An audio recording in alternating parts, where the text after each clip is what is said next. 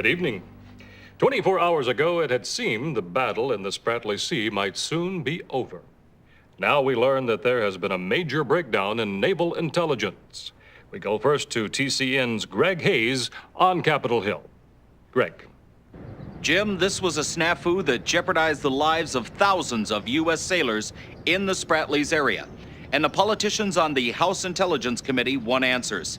Electronic intelligence gathering, or ELINT as they call it, demonstrated an almost total absence of Chinese submarines in the region. But the intelligence was wrong, and the American submarine Cheyenne nearly found out the hard way. On patrol, the Cheyenne was suddenly and unexpectedly confronted by several Chinese subs.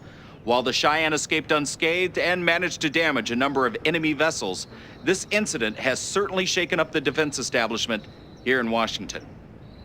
Adrian Mann, what does all this mean for the future of this war? It means we better not expect China to walk away from the Spratlys without a major fight. Jim, we are witnessing China at the crossroads of history. Remember what triggered this war in the first place: oil.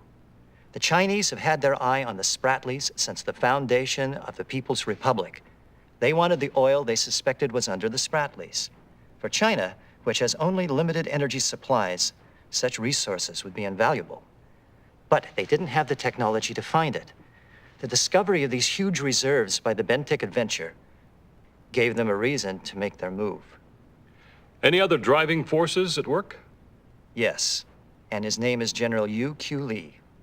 Yu and his so-called petroleum faction believe that total self-reliance and isolation are the keys to China's future.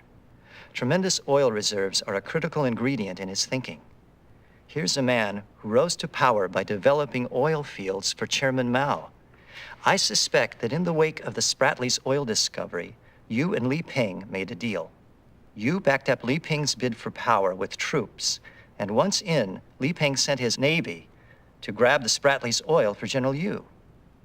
With Li dependent on General Yu's soldiers, you can bet that oil ranks 1, 2, and 3 in this regime's list of priorities. Li Peng and General Yu need these islands and the oil beneath them. I believe they will fight for it to the bitter end.